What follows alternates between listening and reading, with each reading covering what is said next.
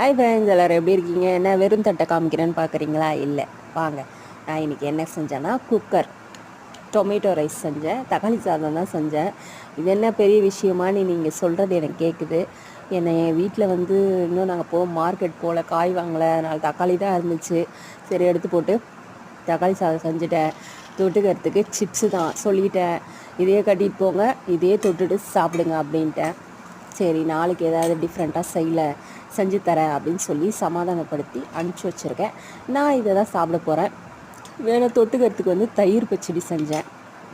சரி, தொட்டு சாப்பிட்டு முடிச்சுட்டு அடுத்து ஏகப்பட்ட வேலை இருக்குது, அதுதான் செய்யலான்னு இருக்கேன். நைட்டு பார்த்தீங்கன்னா அம்மா வீட்டுக்கு போனேன். லஞ்ச் பாக்ஸ் மாதிரி கட்டி கொடுத்துட்டாங்க. டின்னர் வேலை முடிஞ்சிச்சு. 2 சப்பாத்தி, முட்டை, பொடி மாஸ் பண்ணி கொடுத்தாங்க. அதை தொட்டு சாப்பிட்டு தூங்க வேண்டிதான்.